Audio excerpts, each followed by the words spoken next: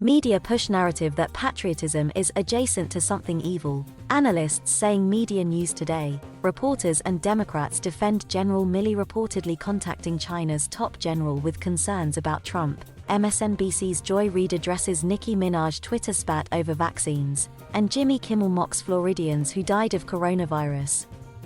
In the immediate months and years after the terrorist attacks of September 11, 2001, surveys revealed a surge in patriotism among Americans of all stripes. But that trend has steadily decreased in the 20 years since, and a clear partisan gap has emerged, with far fewer Democrats and independents identifying themselves as proudly patriotic than Republicans.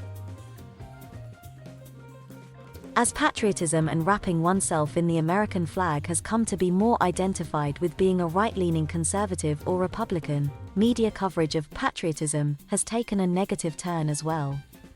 The same New York Times that not too long ago asked if the Star-Spangled Banner and national anthem were racist.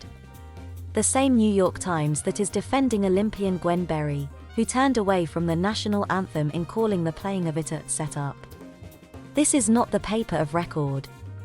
It's an extension of the DNC, he added, likening the paper to the party that tends to trend lower in American pride than its Republican counterparts. Gwendolyn Berry, left, looks away as Deanna Price and Brooke Anderson stand for the national anthem after the finals of the women's hammer throw at the U.S. Olympic track and field trials Saturday, June 26, 2021, in Eugene, Oregon. Price won, Anderson was second, and Berry finished third. Last year, a record low of 63% of Americans reported being extremely or very proud to be Americans. There was a slight uptick to 69% when asked the question by Gallup this year, but still far from the 92% who reported that answer in 2002. For Democrats, the answer's often been tied to who is president. Trends showed less pride in being Americans while George W. Bush and Donald Trump were president, and more pride when Barack Obama and Joe Biden were in office. Republican patriotism has stayed relatively high over the past 20 years. 1 year after the September 11 attacks, 93% of Democrats and 99% of Republicans said they were either extremely or very proud to be Americans, data site 538 reported in July 2018.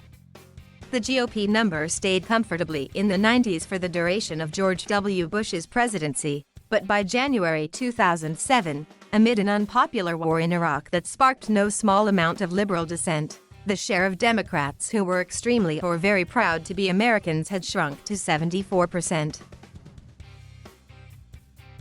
March 23, 2011, U.S. troops stand guard outside a local journalists' union office in Basra, Iraq. Political commentator Drew Holden said that U.S. involvement in the Middle East and differences over the controversial Patriot Act, which provided the U.S. government with sweeping anti-terrorism surveillance powers after September 11, contributed to the polarization over patriotism and national pride.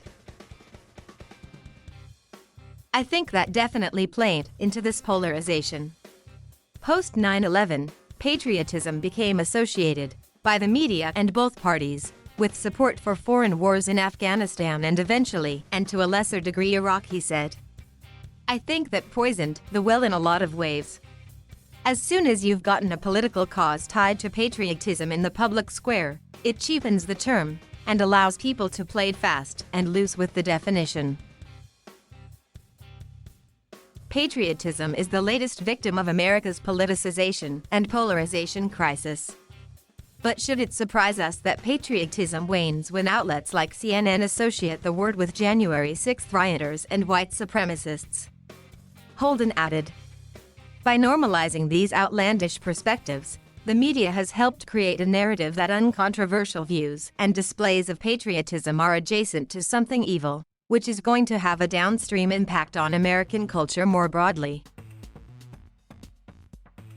From the George W. Bush administration that marked the 2000s to the Tea Party movement in 2010 to Trump's nationalistic politics taking control of the GOP since 2015, patriotism has been increasingly viewed as more of a conservative attribute than a nonpartisan one.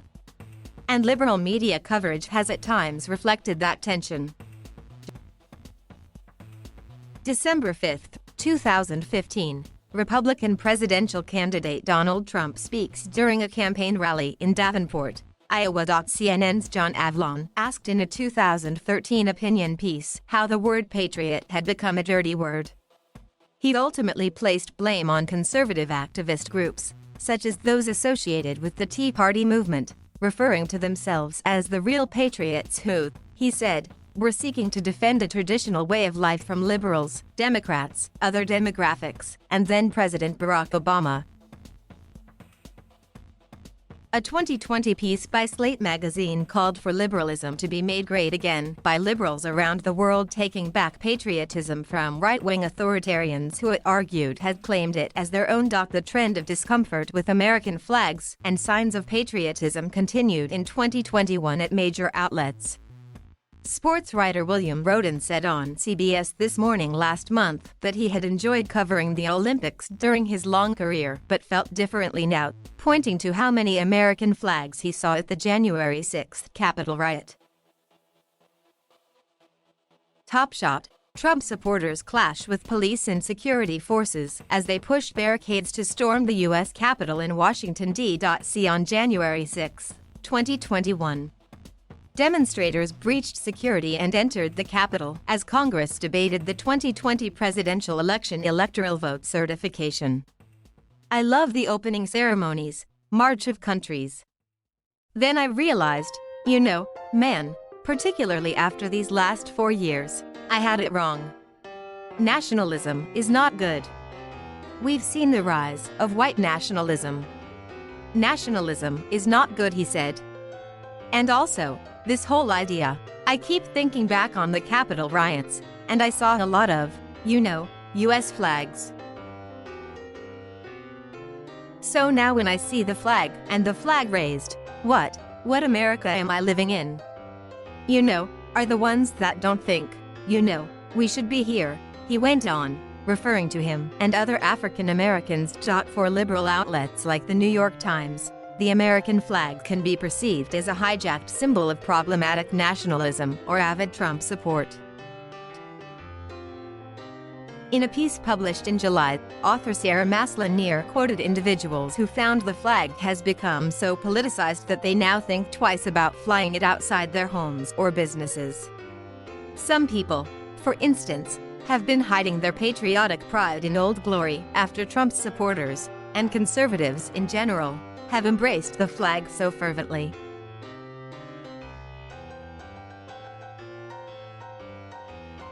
Thank you for watching. Please subscribe